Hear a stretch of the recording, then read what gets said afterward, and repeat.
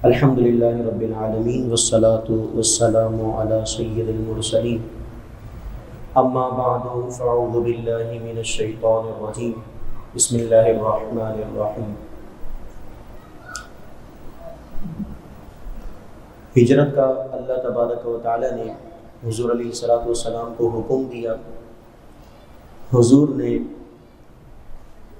صحابہ کرام کو حکم دیا۔ تقریباً 45 صحابہ کرام رضی اللہ تعالی علیہم اجمعین حضور کے حکم کی وجہ سے تکمیل کرتے ہوئے مدینہ المنورہ زاد اللہ شرفا و تعظیمہ میں پہنچے۔ ادھر حضور علیہ الصلوۃ والسلام نے اپنے یار غار، اپنے بہترین ساتھی حضرت ابوبکر صدیق رضی اللہ تعالی عنہ کو بھی ارشاد فرمایا کہ اللہ کی طرف سے ہجرت کا حکم ہو گیا ہے، تو آج انشاءاللہ ہم ہجرت کریں گے۔ اللہ اکبر۔ حضرت ابوبکر صدیق رضی اللہ تعالی عنہ جو حضور کے نام پر اپنی جانوں کا نذرانہ پیش کرنے والے تھے، حضور نے پہلے بھی کچھ عرصہ پہلے بھی ابوبکر کو کہا تھا کہ ابوبکر، اللہ تعالی ہم ہجرت کا حکم دے گا، کفاران یہ اپنی حرکتوں سے باز نہیں آ رہے، یہ مسلسل ہمیں تکالیف پہنچا رہے ہیں، تو لہٰذا اے ابوبکر تیار رہنا۔ یہاں پر محبت کی بات یہ ہے کہ حضرت ابوبکر صدیق نے جس دن حضور علیہ الصلوۃ والسلام کے اس ارشاد گرامی کو سنا، علماء لکھتے ہیں کہ ابوبکر رات بھر چین کی نیند نہ سوتے تھے، کہیں ایسا نہ ہو کہ حضور کی آمد ہو جائے اور ابوبکر آرام کر رہے ہوں۔ اللہ اکبر۔ اور 4 مہینے پہلے ابوبکر نے 2 اونٹنیاں تیار کر رکھی تھی، ان کو ببول کھلایا کرتے تھے تاکہ یہ تر و تازہ رہیں، اور جب میرے نبی کا حکم ہو تو ابوبکر یہ نہ کہے کہ ابھی کھلا کر آتا ہوں، یعنی یہ اونٹنیاں بھی تیار ہوں۔ 4 مہینے پہلے روایات میں آتا ہے کہ ابوبکر صدیق نے اونٹنیوں کو کھلانا پلانا شروع کر دیا اور ان کی اچھی خدمت کرتے، کہیں ایسا نہ ہو کہ یہ ہجرت کی رات میں کوئی پریشانی کا سبب بن جائے۔ ہجرت کی رات ایسا نہ ہو کہ حضور علیہ الصلوۃ والسلام جب حکم دیں تو میں کہوں یا رسول اللہ ابھی اونٹنیوں کا انتظام کرنا ہے، ابھی جانوروں کا انتظام کرنا ہے، نہ بلکہ 4 مہینے سے ہی حضرت ابوبکر صدیق اپنے اونٹنیوں کا اہتمام فرما رہے تھے۔ تو حضور علیہ الصلوۃ والسلام ان کے ساتھ چلے۔ حضور نے آخری بار مکہ المکرمہ کو دیکھا، محبت برے لمحات سے آپ نے مکہ المکرمہ کو خطاب کیا اور کہا کہ مکہ تیری اور میری محبت بڑی اعلیٰ ہے، بڑی عظیم الشان ہے۔ کفاران نے مجھ پر یہ حال کر دیا ہے کہ میں تجھے چھوڑ کر جا رہا ہوں، لیکن چند لمحے کی جدائی ہے، اس کے بعد دوبارہ میں تجھ سے ملاقات کے لیے آؤں گا۔ اللہ اکبر۔ یہاں پر علماء ایک بات لکھتے ہیں کہ ہر شے کا ایک قبلہ ہوتا ہے، بولیے سبحان اللہ۔ ہر شے کا ایک قبلہ ہوتا ہے۔ مسلمانوں کا قبلہ کعبۃ اللہ شریف ہے اور اس کی طرف نماز کو منہ کر کے نماز کو ادا کرتے ہیں، لیکن حضرت بلال رضی اللہ تعالی عنہ جب اذان دیتے تو کعبہ کو دیکھ کر اذان دیتے۔ ایک وقت ایسا آیا، اللہ نے اسلام کو غلبہ دیا، وہ بلال جو تپتی ہوئی ریتوں پر اس کو لٹایا جاتا تھا اور اس کو مارا جاتا تھا، تکالیف دی جاتی تھی، احد احد کہنا نہ چھوڑتا تھا، تو اس کو یہ اللہ نے مقام دیا کہ وہ خانہ کعبہ کی چھت پر چڑھ کر اذان دینے والا ہو گیا۔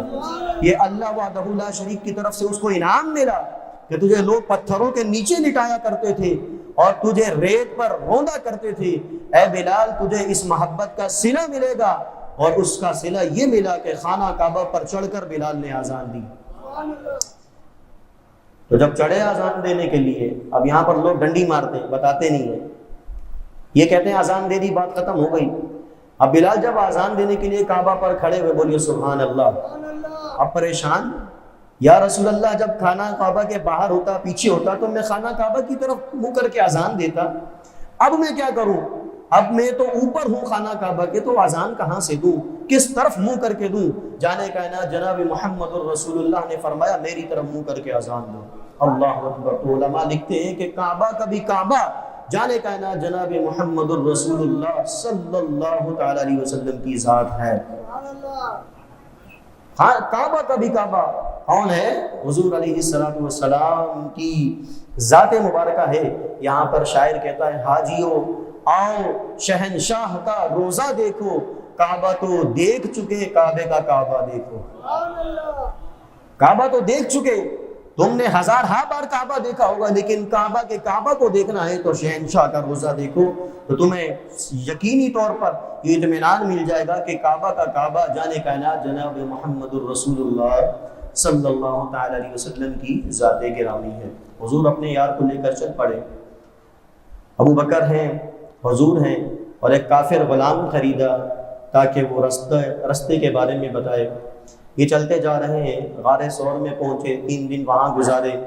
اب ذرا یہ بتائیے کہ غار ثور جو ہے علماء لکھتے ہیں کہ اگر اس کے اندر کوئی بندہ کھڑا ہو جائے نا تو اتنی کم جگہ ہے کہ اس کے پیر باہر سے نظر آ جائیں گے، پیر باہر سے نظر آ جائیں گے۔ تو میں یہ سوال کرتا ہوں کہ غار ثور میں کوئی پانی تھا؟ بولیے، کوئی چشمہ تھا؟ کوئی وہاں پر کوئی نل کا لگا ہوا تھا؟ نہیں لگا ہوا تھا۔ وہاں پر کوئی مصلی بچھا ہوا تھا؟ نہیں بچھا ہوا تھا۔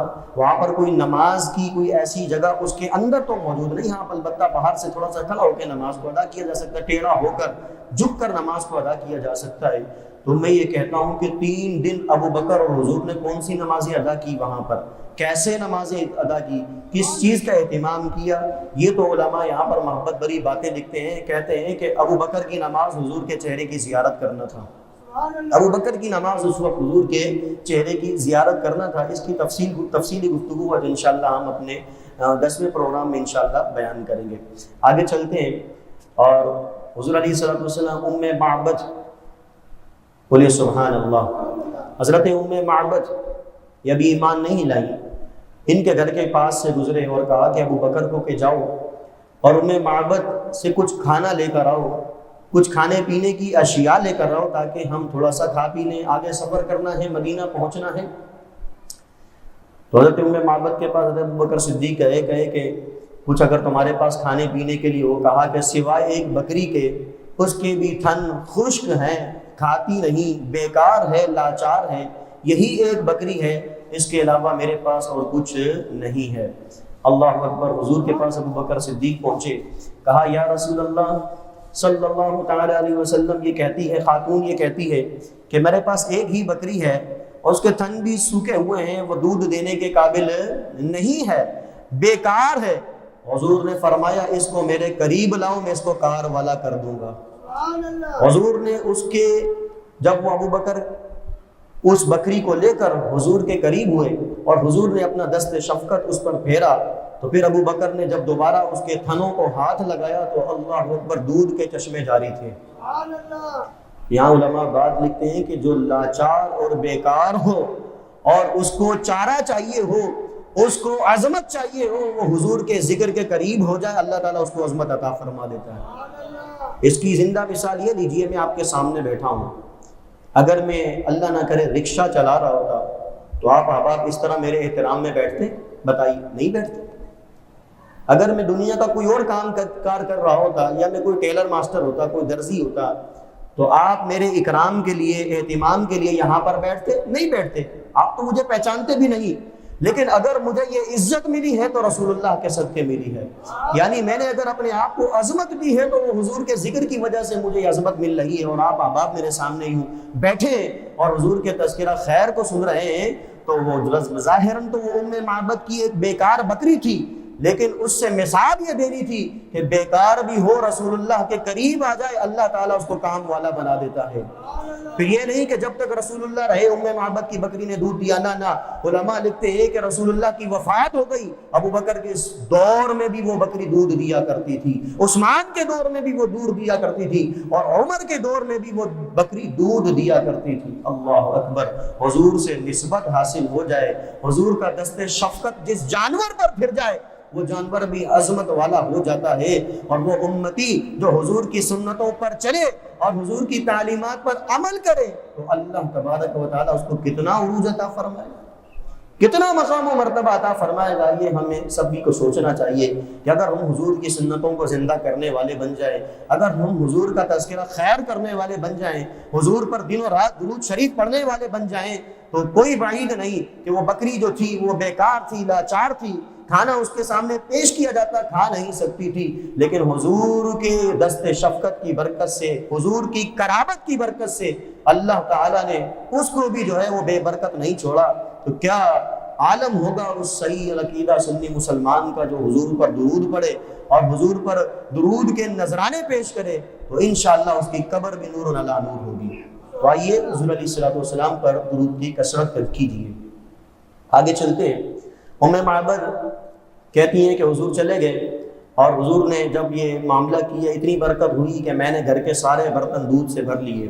یہ روایات ہیں اور ان کا بڑا اصل موجود ہے، اور کہتی ہیں کہ جب میرے شوہر رات کو گھر پر آئے تو میں نے ان کے سامنے دودھ پیش کیا، بولے سبحان اللہ۔ جب دودھ منہ کے قریب کیا تو پریشان، یہ کیا معاملہ ہے، گھر میں آج تک کبھی دودھ نصیب نہیں ہوا تھا، کبھی دودھ دیکھا نہ تھا، کبھی ایک قطرہ دودھ کا نصیب نہ ہوا تھا۔ فوراً سے روک دیا اور کہا کہ ام معبد یہ بتاؤ یہ دودھ کہاں سے آیا ہے، یہ دودھ تمہیں کہاں سے ملا؟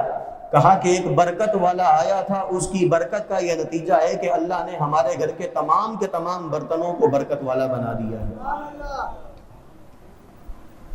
تو ان کے شوہر نے پوچھا کہ یہ بتاؤ کہ وہ دکھتے کیسے تھے، ہو سکتا ہے میں بھی دن بھر میں بکریاں چراتا ہوں تو ہو سکتا ہے میں نے بھی ان کو دیکھا ہو، میں نے بھی ان کی کبھی کوئی زیارت کی ہو۔ تو حضرت ام معبد فرماتی ہیں کہ ان کے دانت سے نور نکلا کرتا تھا، ان کا چہرہ چمکدار تھا، ان کی داڑھی مبارکہ نور علی نور تھی، ان کی چال بھی بڑی نرالی تھی۔ میں ان کے قریب ہوئی تب بھی وہ بہترین لگتے تھے، میں ان کے دور ہوئی تب بھی وہ شاندار دکھتے تھے۔ دنیا کا عالم کبھی کبھار ایسا ہوتا ہے، ہم کسی شخص کو دور سے دیکھیں تو وہ خوبصورت نظر آتا ہے، لیکن جب قریب پہنچے تو اس کے چہرے کے داغ واضح ہو جاتے ہیں، وہ ہمیں خوبصورت نہیں لگتا۔ لیکن ام معبد فرماتی ہیں میں نے اس کو دیکھا، دور سے دیکھا تب بھی شاندار، قریب سے دیکھا تب بھی شاندار، سیدھی طرف سے دیکھا تب بھی شاندار، الٹی طرف سے دیکھا تب بھی شاندار، اس کی چال بھی شاندار، اس کا کمال بھی شاندار۔ کہتی ہیں وہ شاندار ہی شاندار تھا۔ اور کہتی میرے شوہر نے دودھ پی لیا تو پھر وہ کہنے لگے کہ میں بھی تلاش کروں گا اس شاندار کو۔ تو کہتی ہیں کہ میرے شوہر نے مجھ سے پوچھا کہ اس کا نام کیا تھا، کہا کہ اس کے جلووں میں اتنی گم تھی کہ مجھے نام کا ہی پتہ نہ چلا کہ نام تو پوچھ سکوں، خود سے نام رکھ لیا مبارک۔ کیا نام رکھ لیا؟ مبارک، برکت والا، کہ اس کے آنے کی وجہ سے ہمارے گھر میں برکت ہوئی ہے تو لہٰذا اس کا نام مبارک رکھ لیا، کتابوں میں اس کو ہے۔ بڑھیا نے، ام معبد نے اپنی طرف سے ایک نام رکھ دیا مبارک۔ کیا نام رکھا؟ مبارک۔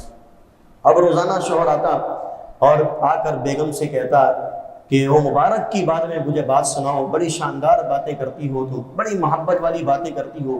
گویا کہ علماء لکھتے ہیں کہ ام معبد کے گھر کا یہ حال ہو گیا کہ کھانا بعد میں ہوتا، پہلے مبارک کا تذکرہ ہوا کرتا تھا۔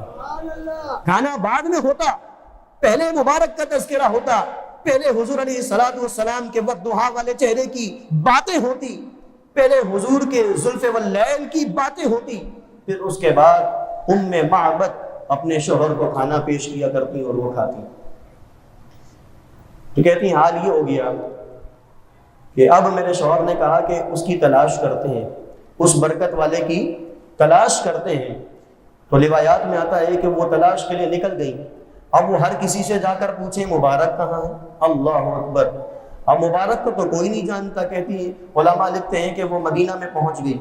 وہ مدینہ میں پہنچی تو پھر مبارک مبارک کر کے باتیں کرنے لگی، لوگوں سے پوچھتی کہ میرا مبارک کہاں ہے، مجھے اس سے ملنا ہے، بڑے روشن چہرے والا ہے، بڑی برکت والا ہے، مبارک کی وجہ سے میرے گھر میں برکت آئی ہے، میرا گھر امن کا گہوارہ بن گیا ہے، مجھے مبارک سے ملنا ہے۔ لوگ کہتے ہیں کہ کیا ہو گیا ہے بڑھیا کو، کوئی مبارک ہمارے پاس نہیں ہے۔ اللہ اکبر! روایات میں آتا ہے ابو بکر صدیق کسی دکان پر کھڑے تھے اور وہاں سے کچھ سامان خرید رہے تھے، تو بڑھیا کے بچے نے کہا کہ مما وہ دیکھو، وہ ساتھی، مبارک کا وہ ساتھی جو اس دن ہمارے گھر میں آیا تھا، وہی پتہ بتائیں گے مبارک کا۔ اللہ اکبر!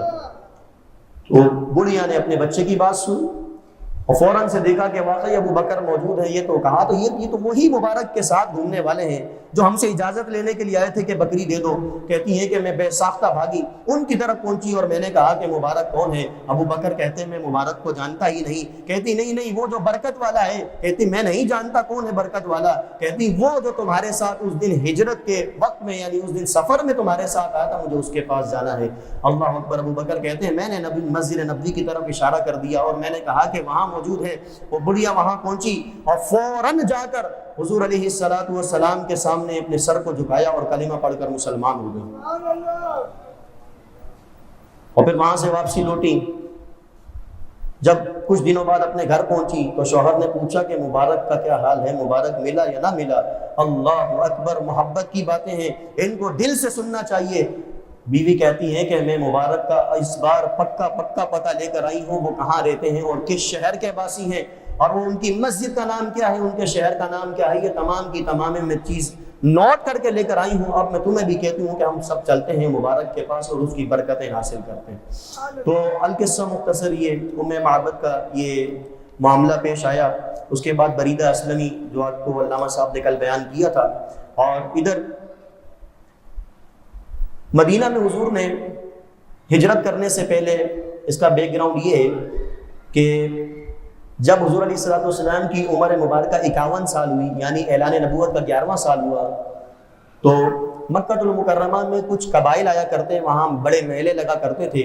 حضور نے اس میلوں کا فائدہ اٹھایا اور کہا کہ ان میلوں میں کافی سارے لوگ آئے ہوئے ہیں، تو لہٰذا ان میلوں کے اندر سے لوگوں کو میں اگر تبلیغ کروں گا تو وہ دور دور ادھر جا کر اسلام کو پھیلائیں گے۔ تو روایات میں آتا ہے 11 لوگ، 12 لوگ، 70 لوگ، اس طرح روایات میں آتا ہے کہ وہ مدینے سے آئے ہوئے تھے، وہ مسلمان ہو گئے اور وہ جا کر اپنے علاقوں میں پہلے سے ہی کام شروع کر چکے تھے۔ اور ادھر جب اللہ تعالیٰ نے ہجرت کا حکم دیا تو حضور کو یہ اطمینان تھا کہ مدینہ میں ہمارے آلریڈی لوگ موجود ہیں، تو وہاں جاؤں گا تو وہاں پر میں اچھے طریقے سے حفاظت کے ساتھ رہوں گا۔ تو حضور علیہ الصلوۃ والسلام مدینہ کی طرف روانہ ہوئے۔ اللہ اکبر۔ علماء لکھتے ہیں کہ حضور علیہ الصلوۃ والسلام جب مدینہ پہنچے تو مدینہ کا پہلا نام کیا تھا؟ یثرب۔ بولیے کیا نام تھا؟ یثرب۔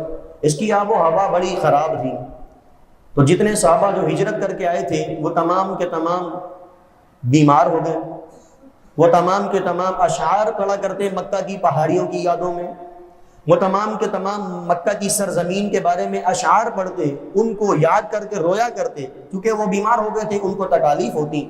تو اس موقع پر جانے کائنات جناب محمد الرسول اللہ صلی اللہ تعالی علیہ وآلہ وسلم نے مدینہ المنورہ زادہ اللہ شرفا و تعظیمہ کے لیے دعا فرمائی۔ بولیے سبحان اللہ۔ حضور نے مدینہ کے لیے دعا فرمائی اور حضور علیہ الصلوۃ والسلام نے فرمایا یا اللہ ہمارے دلوں میں مدینہ کی ایسی محبت ڈال دے جیسی مکہ کی محبت ہے، ہمارے ان اصحاب کے دل میں جیسی مکہ کی محبت ہے ایسی ہی مدینہ کے بارے میں ان کے دل میں محبت ڈال دے، یا اس سے زیادہ مدینہ کی محبت کر دے اور اس کی آب و ہوا کو صحت بخش دے، اور مدینہ کے سا اور مد میں برکت ڈال دے۔ یہ سا اور مد جو ہے نا یہ ناپ تول کے آلے ہیں، یعنی مد جو ہے وہ ایک قسم کا آلہ ہوا کرتا تھا، جیسے فرض کریں کوئی ایک گلاس ہو اور گلاس کے اندر چاول بھر دیے جائیں، کوئی بندہ اس کو ایکسچینج کرنا چاہے تو اسی گلاس کے بدلے میں وہ دوسرے چاول دے دیا کرتا تھا، ایک قسم کا سمجھ لیں آلہ تھا، اس کے ذریعے ناپ تول کا کام کیا جاتا تھا، ترازو تو تھے نہیں، تو ایک آلہ ہوا کرتا تھا جس کے ذریعے وہ اپنی اشیاء ایک دوسرے سے بارٹر سسٹم ہوتا تھا کہ ایک دوسرے کو دے دیا کرتے تھے، تمہیں کھجور چاہیے مجھے چاول چاہیے، تو وہ اس میں بھر کر برابر کر کے یوں دے دیا کرتے تھے، یہ ناپ اور تول۔ تو حضور علیہ الصلوۃ والسلام نے فرمایا اے اللہ مدینہ کے ناپ اور تول کے آلوں میں برکت عطا فرما اور اس کو خیر و برکت والا بنا دے، اور مدینہ کے بخار کو حجفہ کی طرف منتقل کر دے۔ تو یہ حضور علیہ الصلوۃ والسلام کی مدینہ کے لیے دعا تھی، اور جیسا ہی حضور علیہ الصلوۃ والسلام نے مدینہ کے لیے دعا فرمائی، اس شاکان کے سینے آج بھی مدینہ کے لیے تڑپتے ہیں۔ یہ حضور کی دعا کا کمال ہے کہ اس شاک کے سینے آج بھی مدینہ المنورہ کی ان سبز سبز گنبد کے نظاروں کے لیے ترستے ہیں، اور وہ اشاق جو ہے وہ حضور علیہ الصلوۃ والسلام کے شہر مدینہ کو یاد کر کے آنسو بہاتے ہیں۔ تو یہ حضور علیہ الصلوۃ والسلام کی دعاؤں کی برکت ہے۔ آگے ہم چلتے ہیں کہ حضور علیہ الصلوۃ والسلام جب مدینہ المنورہ میں پہنچے تو کیا عالم تھا، بولیے سبحان اللہ۔ حضور کی آمد کا چرچا پہلے ہو چکا تھا، اور قبیلہ بنو نجار کی لڑکیاں وہ جو ہے حضور علیہ الصلوۃ والسلام کے لیے گھروں سے نکلتی، لوگ نکلتے اور آ کر ہر روز صبح میں جو ہے وہ اپنے ایک مین جگہ پر پہنچ جاتے، یوں سمجھ لیجئے بارڈر کے قریب پہنچ جاتے، وہاں بیٹھے رہتے، انتظار کرتے رہتے، بے چین رہتے کہ کب نبی آخر الزماں کی آمد ہو، کب ہم ان کی زیارت کریں۔ جب دوپہر ڈل جاتی تو واپسی چلے جاتے، غم زدہ حالت میں واپسی چلے جاتے، اور ان کو یہ غم لاحق ہوتا کہ آج بھی ہمیں نبی آخر الزماں جناب محمد الرسول اللہ کی جو ہے وہ ہمیں وہ ان کی زیارت نہیں ہوئی۔ پھر آگے لکھتے ہیں علماء کہ ایک دن ایسا آیا کہ یہودی نے جب دیکھا لوگ چلے جا چکے تھے، دوپہر کا وقت تھا، لوگ چلے جا چکے تھے حضور علیہ الصلوۃ والسلام کا انتظار کرتے کرتے، تو ایک یہودی نے جب چڑھ کر دیکھا تو اس نے مسلمانوں کو کہا کہ تمہارے نبی آخر الزماں آ چکے ہیں۔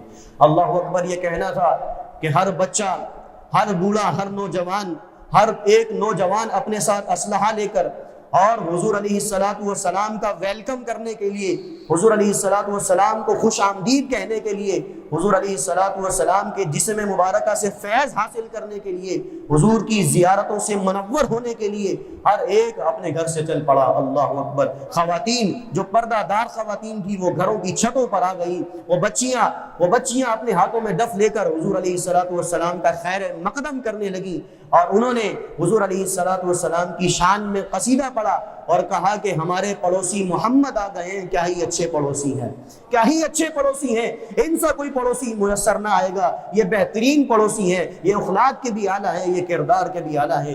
علماء لکھتے ہیں کہ حضور علیہ الصلوۃ والسلام کو سب نے بڑے احسن انداز میں استقبال کیا۔ یہ قبا کا مقام تھا۔ کون سا مقام تھا یہ؟ قبا۔ یہ تقریباً مدینہ سے 3 میل دور فاصلے پر یہ ایک مسجد ہے۔ یہاں پر چونکہ اصحاب موجود تھے اور تمام اصحاب جو مہاجرین ہجرت کر کے آئے تھے وہ اسی مکان پر رہ رہے تھے۔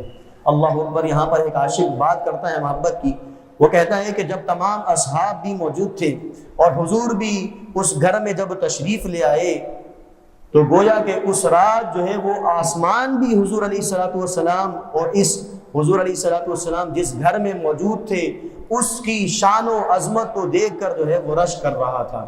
وہ یہ کہہ رہا تھا کہ میرے اوپر جو تارے ہیں، جو مجھ پر تارے لگے ہیں، اس کی چمک کم ہے، اور قبا کے اس مقام پر جس گھر میں حضور کے اصحاب اور حضور موجود ہے ان کی چمک سب سے زیادہ ہے، ان کی چمک بڑی شاندار ہے۔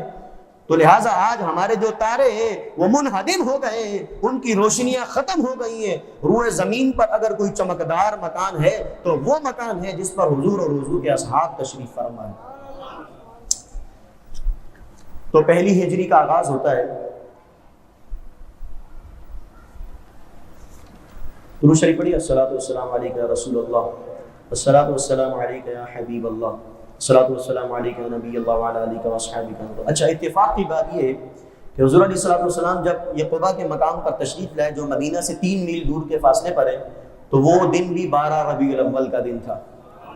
تو اس دن بھی بچیوں نے حضور کا استقبال کیا، اس دن بھی وہ نوجوان جن کے تن پر جو ہے وہ پیون لگے کپڑے ہوتے تھے انہوں نے حضور کے استقبال کے لیے نئے کپڑے کا اہتمام کیا۔ تو معلوم ہوا کہ 12 ربیع الاول کو اچھے کپڑے پہننا یہ مدینہ والوں کا طرز عمل ہے، خوش آمدید کہنے والوں کا طرز عمل ہے، یہ حضور کے چاہنے والوں کی نشانیاں ہیں کہ حضور کی آمد کے لیے اپنے گھر سے نکلنا۔ تو ریلی کا ثبوت بھی یہیں سے ملتا ہے کہ اپنے گھر سے چلے، حضور کے استقبال کے لیے چلے، واپسی لوٹے حضور کو لے کر، یہ بھی گویا کہ ایک ریلی کی قسم ہو گئی۔ تو لہٰذا واضح ہو گیا کہ یہ بدعات نہیں ہے بلکہ یہ حضور علیہ الصلوۃ والسلام کے زمانہ سے چلتے ہوئے آ رہی ہے، محبت کا انداز ہے۔ بعض لوگ کہتے ہیں جی بدعت ہے تو ہم مان لیتے، جی آپ کوئی مسئلہ نہیں، آپ جو ہے نا کوئی اچھا طریقہ نکال لیں حضور کی آمد کو ملانے کا، تو وہ ان کے پاس اچھا طریقہ بھی نہیں ہے، تو بلا وجہ جو ہے وہ اس طرح کے انداز ہے وہ درست نہیں ہوتے۔ بہرحال میں ایک بات سوچتا ہوں، قرآن ہم بھی پڑھتے ہیں، بولیے الحمدللہ، اہل سنت والے بھی قرآن پڑھتے ہیں، لیکن وہ قرآن کی جب تفسیر پڑھتے ہیں تو حضور کے مرتبے کو بڑھانے کے لیے پڑھتے ہیں، لیکن بدقسمتی ہے ان لوگوں کے لیے، بد مذہبوں کے لیے، کہ وہ قرآن بھی پڑھتے ہیں تو حضور کی شان کو گھٹانے کے لیے پڑھتے ہیں۔ اللہ اکبر!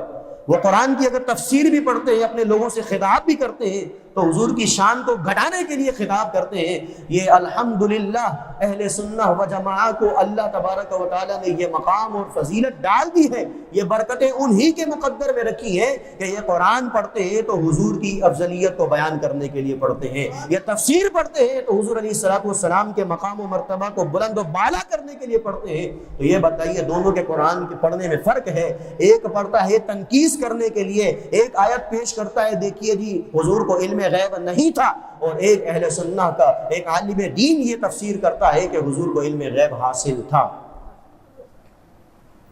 تو یہ علم غیب کے بارے میں ایک چیز سن لیجئے کہ حضور علیہ الصلوۃ والسلام کو علم غیب ہے وہ ذاتی نہیں ہے، بولیے ذاتی نہیں ہے، اللہ تعالیٰ نے حضور علیہ الصلوۃ والسلام کو عطا فرمایا ہے۔ آئیے پہلی ہجری، یہ پہلی ہجری کا مطلب کیا ہے؟ یعنی مدینہ میں پہلی ہجری، یعنی پہلا سال حضور علیہ الصلوۃ والسلام کا۔ حضور کے اصحاب نے مسجد قباء کے اندر جو ہے وہ قیام فرمایا اور اسی کی تعمیر کی، یعنی یہ کلثوم بن ہدم کا ایک زمین تھی اور یہ حضور علیہ الصلوۃ والسلام نے اس کو خریدا باقاعدہ طور پر، اور پھر اس میں جو ہے وہ مسجد قباء کی تعمیر فرمائی۔ اللہ تعالیٰ نے قرآن پاک میں اسی مسجد کی فضیلت کو بیان کیا اور کہا لمسجد اسس علی التقوى من اول یوم احق ان تقوم فیہ رجال یحبون ان یتطہروا واللہ یحب المطہرین۔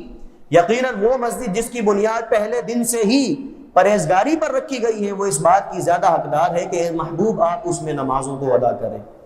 جس کی بنیاد پرہیزگاری پر رکھی گئی ہے اور پہلے دن سے رکھی گئی ہے وہ مسجد ہی اس بات کی حقدار ہے کہ محبوب آپ اس میں قیام فرمائیں، اور اس میں ایسے لوگ ہیں جو پاکیزگی کو پسند فرماتے ہیں، ایسے لوگ ہیں جو پاک ہیں۔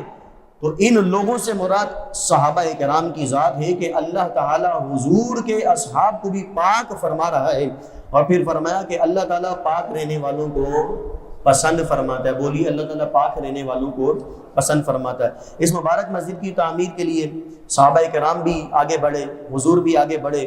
حضور اپنے نازک جسم کے ذریعے اس کی تعمیرات میں جو چیزوں کو اٹھا کر لاتے، صحابہ منع کرتے اور حضور علیہ الصلوۃ والسلام سے لے لیا کرتے وہ چیزیں، حضور علیہ الصلوۃ والسلام دوبارہ اٹھا کر لے آیا کرتے، اور اس مسجد کو حضور علیہ الصلوۃ والسلام نے تعمیر کیا۔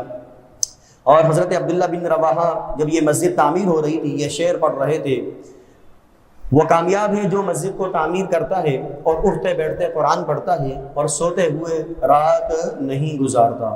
پھر اس کے بعد 14 یا 20 دن کے بعد مسجد الجمعہ، مسجد قباء تعمیر فرمانے کے بعد جمعہ کے دن حضور علیہ الصلوۃ والسلام قباء کے شہر میں چلے گئے، اور وہاں پر قبیلہ بنی سالم کی ایک مسجد تھی، وہاں پر حضور علیہ الصلوۃ والسلام نے پہلا جمعہ پڑھا، تو اس مسجد کا نام پڑ گیا مسجد الجمعہ۔ اللہ اکبر!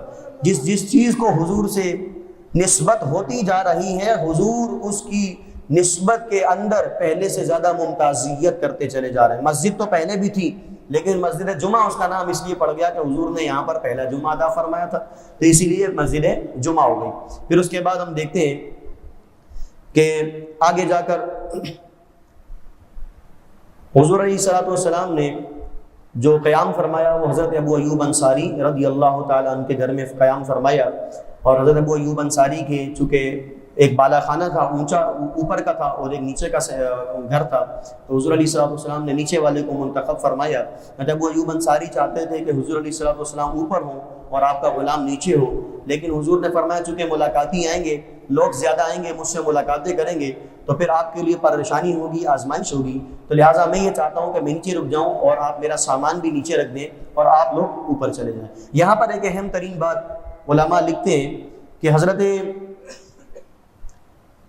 ابو ایوب انصاری کے گھر پر اونٹنی رکنے سے پہلے لوگوں نے چاہا، بعض لوگوں نے آفر کی یا رسول اللہ صلی اللہ علیہ وسلم ہو سکتا ہے آپ کو یہاں بھی خطرہ ہو، ہمارے پاس 200 نوجوان ہیں وہ آپ کی پوری رات حفاظت کریں گے، یا رسول اللہ ہمارے پاس ہم بہت بڑے بہادر لوگ ہیں تو لہٰذا آپ ہمارے پاس ٹھہریے، ہم آپ کی حفاظت کریں گے۔ حضور نے فرمایا اللہ نے میری اونٹنی کو بتا دیا ہے کہ میری اونٹنی کہاں ٹھہرے گی۔ اللہ اکبر! یعنی حضور علیہ الصلوۃ والسلام سے اللہ کو اتنی محبت ہے کہ اللہ حضور کی اونٹنی سے بھی کلام فرماتا ہے۔ حضور نے کہا کہ میری اونٹنی کو اللہ نے بتا دیا ہے کہ اسے کہاں ٹھہرنا ہے؟ جہاں میری اونٹنی بیٹھ جائے گی وہاں پر مجھ محمد کا ڈیرا ہوگا۔ تو اللہ اکبر، یہاں پر لکھتے ہیں کہ تک کہ ابو ایوب کی کوٹھڑی محل تر سے ہیں جھونپڑی کے لیے۔ اللہ اکبر، یہاں پر علماء لکھتے ہیں کہ بڑے بڑے محلات، بڑے بڑے اونچے اونچے اور پختہ محلات ابو ایوب انصاری کی وہ جھونپڑی دیکھ کر رشک کر رہے تھے، اور وہ کہہ رہے تھے کہ کیا ہی خوب جھونپڑی کو اللہ نے یہ مقام و مرتبہ دیا ہے کہ اس کے اندر جناب محمد الرسول اللہ قیام فرما رہے ہیں۔ تو کہتے ہیں کہ ابو ایوب انصاری نے کئی مہینے حضور علیہ السلام کی تعظیم کی خاطر اوپر گزارے، بڑے ڈر ڈر کے گزارے۔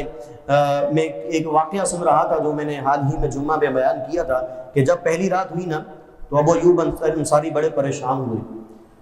علماء لکھتے ہیں وجہ کیا تھی پریشان ہونے کی وجہ لکھی کہ اپنے بچوں سے پوچھتے، اپنی بیگم سے پوچھتے کہ حضور علیہ السلام نیچے کس مقام پر ہوں گے۔ اللہ اکبر، پوری رات اپنے بچوں سے پوچھتے رہے کہ یہ بتاؤ اے میری بیگم، یہ بتاؤ کہ حضور کس مقام پر ہوں گے، کہیں ایسا نہ ہو کہ حضور عین اس کے نیچے ہوں اور ہم یہاں آرام کر رہے ہوں۔ اب یہ بتائیے کہ شرعی مسئلہ کیا ہے کہ قرآن وہاں پڑھا ہے، اور آپ اگر یہاں سے سیڑھیوں سے اوپر چلے جائیں اور اس ہی قرآن کی اس لائن کے اوپر، سیڑھی کے اوپر اگر آپ چلے جائیں تو بتائیے گناہ گار ہوں گے؟ نہیں گناہ گار ہوں گے، کیونکہ آپ اوپر ہیں، مقام بدل گیا، جگہ بدل گئی، اس کی حکم الگ ہو گیا۔ تو یہ تمام احکام ابو ایوب انصاری کو معلوم تھے، لیکن امت کو یہ تعلیم دینی تھی کہ حضور کا مقام و مرتبہ سب سے اعلیٰ ہے۔ تو حضرت ابو ایوب انصاری بچوں سے پوچھتے اور کہتے کہ تمہارا کیا اندازہ ہے کہ حضور کس جگہ ٹھہرے ہوں گے؟ بچے جہاں کہتے تو اس کے علاوہ ابو ایوب انصاری اپنے بچوں کو لے کر وہاں پر تشریف ہو جاتے اور سو جاتے۔ ایک رات ایسا ہوا کہ پانی کا جو ہے وہ جو انہوں نے بند باندھا تھا وہ بھی ٹوٹ گیا، تو آپ نے اپنا پورا کمبل اس پر ڈالا اور اس کو سکھا دیا، کہیں ایسا نہ ہو کہ یہ پانی نیچے چلا جائے اور نبی آخر الزمان جناب محمد الرسول اللہ صلی اللہ تعالی علیہ وآلہ وسلم کو کسی طریقے سے کوئی تکلیف کا سامنا کرنا پڑے۔ آگے ہم دیکھتے ہیں حضرت عبداللہ بن سلام ایمان لے کر آئے۔ حضرت عبداللہ بن سلام کا جو ایمان لانے کا واقعہ ہے وہ بڑا شاندار ہے۔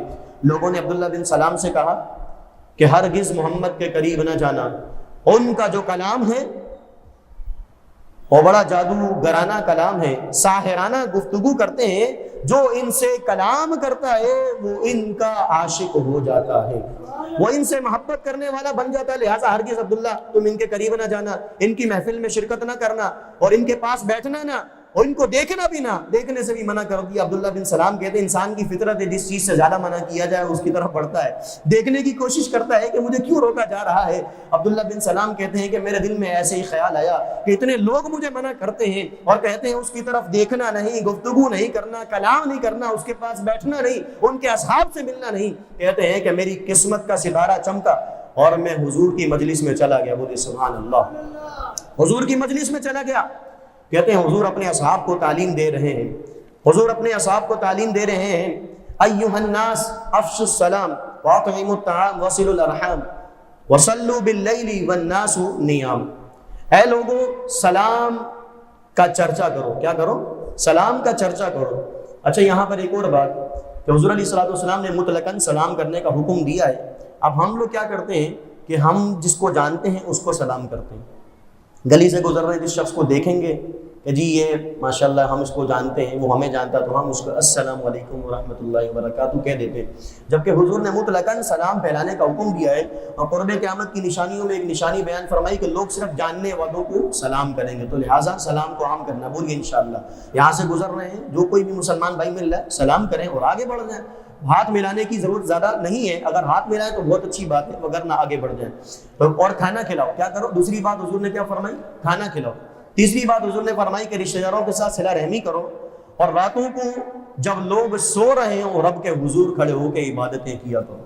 عبداللہ بن سلام کہتے ہیں یہ صرف ایک مختصر چار باتیں تھیں جو حضور نے ارشاد فرمائی، میں نے ان کے اندر غور کیا تو مجھے معلوم چلا سلام کرنے سے محبت بڑھتی ہے۔ بولیے سبحان اللہ، ایک دوسرے کو سلام کرتے بڑی محبت پیدا ہوتی ہے۔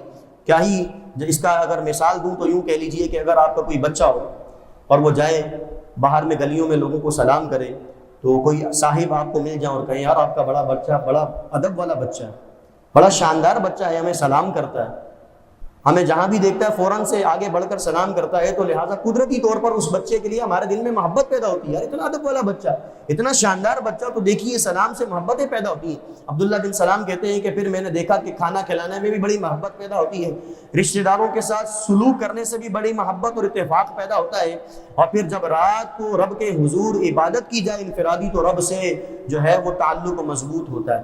کہتے ہیں جب میں نے یہ چاروں باتیں دیکھی اور میں نے دیکھا کہ اتنا محبت پھیلانے والا نبی، اتنا محبت دینے والا نبی، ان کے اصحاب بھی محبت کرنے والے نبی، کہتے ہیں یہ چار باتیں میں نے حضور کی سنی اور میں نے جان لیا کہ یہ نبی کوئی جادوگر نہیں ہے، یہ نبی تو واقعی میں محبت پھیلانے والے ہیں، معاشرے کو ملانے کے لیے آئے ہیں۔ کہتے ہیں میں فوراً سے حضور علیہ الصلوۃ والسلام کے پاس گیا اور کلمہ پڑھ کر مسلمان ہو گیا۔ یہ چند باتیں، صرف چار باتیں سنی ہے، حضور کا کوئی جو ہے وہ جادو ابھی تک اس کے اوپر، مطلب جو ہے یوں سمجھ لیجیے کہ کوئی حضور نے جادو نہیں کیا ابھی اس پر، لیکن یہ چند باتیں سیدھی سی سمپل سی باتیں حضور نے ارشاد فرمائی، عبداللہ بن سلام کے دل پر لگی اور وہ کلمہ پڑھ کر مسلمان ہو گئے۔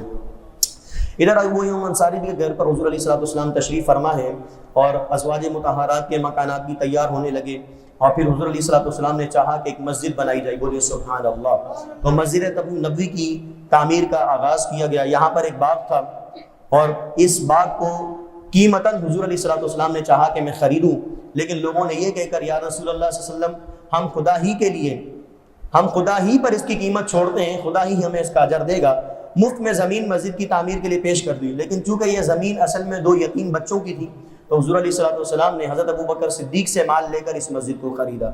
اب یہ بتائیے وہ لوگ جو یہ کہتے ہیں کہ دمادم مست قلندر، علی کا پہلا نمبر، علی کو جو ہے وہ فضیلت دیتے ہیں، ابو بکر صدیق کو گالیاں نکالتے ہیں، اور پھر رو رو کر جا کر مسجد نبوی کے اندر دعائیں کرتے ہیں، ان سے پوچھا جائے یہ مسجد نبوی کی جگہ کس نے خریدی ہے، تو یقیناً اگر وہ تحقیق کریں گے تو انہیں معلوم چلے گا کہ یہ اسی کے مال سے خریدی ہے جن کے بارے میں یہ پورا سال بکواسات کرتے ہیں اور کہتے ہیں کہ ابو بکر نے یہ کیا یہ کیا یہ کیا۔ اللہ اکبر، ذرا غور کریں کہ مسجد نبوی کی جو جگہ ہے وہ ابو بکر صدیق کا دیا ہوا تحفہ ہے۔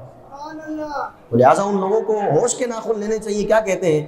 ابو بکر کے صدیق کی شان میں گستاخیاں کرتے ہوئے نظر آتے ہیں، تو تم اگر اپنے گناہوں کو بخشوانے جاؤ گے، جس جگہ پر پہنچو گے وہ جگہ بھی ابو بکر صدیق کی دی ہوئی ہے۔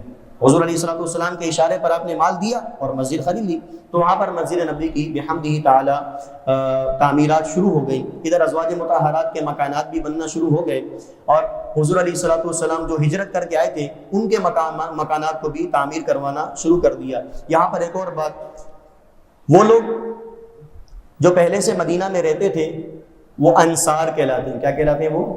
انصار۔ اور وہ لوگ جو مکہ سے ہجرت کر کے آئے تھے انہیں مہاجرین کہا جاتا ہے۔ کیا کہا جاتا ہے؟ انہیں مہاجر کہا جاتا ہے، ہجرت کرنے والے۔ تو لہٰذا حضور علیہ الصلوۃ والسلام نے یہاں پر یہ دیکھا کہ جو مہاجرین ہیں وہ بھی بڑے احسن انداز سے رہ رہے ہیں، اور جو انصار ہیں انہوں نے بڑی احسن انداز میں ان کو پناہ دی ہوئی ہے، لیکن حضور علیہ الصلوۃ والسلام نے پھر بھی ان میں سے دو اصحاب کو بلاتے اور کہتے کہ یہ تمہارا بھائی ہے اور تم اس کے بھائی ہو، یہ تمہارا بھائی ہے اور تم اس کے بھائی ہو۔ پھر حضور علیہ الصلوۃ والسلام نے جو مہاجرین ہجرت کر کے آئے تھے ان 45 لوگوں کو بلایا اور ان کو کہا کہ تم دونوں ایک دوسرے کے بھائی ہو۔ اب یہ بتائیے جب 2 کا سیٹ بنائیں گے، جب 2 کی آپ پیئر بنائیں گے تو 45واں سیٹ خالی رہ جائے گا یا نہیں رہ جائے گا؟ بتائیے، 45واں سیٹ خالی رہ جائے گا۔ وہ لوگ کہتے ہیں کہ جی حضرت علی کی شان کو تم بیان نہیں کرتے ہو۔ میں بیان کرتا ہوں حضرت علی کی شان۔ حضرت علی اکیلے رہ گئے، فرمایا یا رسول اللہ صلی اللہ تعالی وسلم آپ نے تمام مہاجرین کو بھائی بھائی بنا دیا، علی کہاں گیا؟ حضور نے فرمایا آج کے بعد علی میرا بھائی ہے۔ اللہ اکبر، حضور نے حضرت علی کرم اللہ تعالی وجہ الکریم کو اپنا بھائی بنایا، اور یہ حضور علیہ الصلوۃ والسلام نے محبت کا ایک درس دیا اور کہا کہ مہاجرین اور انصار آپس میں بھائیوں جیسے ہیں اور یہ مل کر رہیں گے۔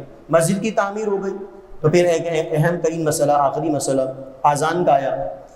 اب مشورہ ہوا کہ کیا کیا جائے، مسجد تو بن گئی ہے، لوگوں کو نماز کے لیے بلانا ہے، تو شروع میں کیا ہوتا کہ حضرت بلال جاتے لوگوں کو کہتے الصلاۃ جامعۃ، نماز جمع ہو گئی ہے، نماز کیا ہو گئی ہے؟ جمع ہو گئی ہے۔ تو حضرت بلال لوگوں کو جا کر کہہ دیا کرتے الصلاۃ جامعۃ الصلاۃ جامعۃ، اور لوگ سارے جمع ہو جاتے، نماز ہو جاتی۔ لیکن حضور علیہ الصلوۃ والسلام نے اصحاب سے مشورہ کیا کہ اب بتائیے کہ کیا کرنا چاہیے۔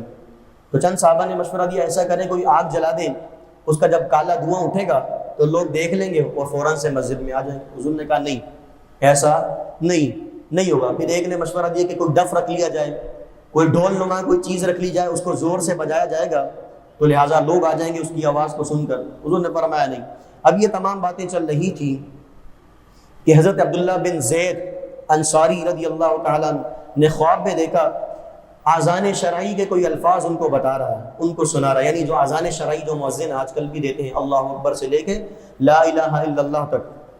اس کے بعد حضور کے چند صحابہ کو بھی یہ خواب میں اللہ تبارک و تعالیٰ نے سکھا دیا۔ حضرت عمر اور دیگر بھی صحابہ کرام کو اس طرح کے خواب آنے لگے، اور حضور علیہ الصلوۃ والسلام کو حکم دیا کہ تم، حضور علیہ الصلوۃ والسلام کو جب یہ بتایا گیا، حضرت عبداللہ بن زید نے بھی کہا کہ میں نے رات کو خواب میں یہ الفاظات سنے، تو حضور علیہ الصلوۃ والسلام نے کہا کہ بلال کو یہ تمام کلمات سکھا دو، آج کے بعد بلال یہ تمام کے تمام کلمات اونچی جگہ پر کھڑے ہو کر ادا کریں گے۔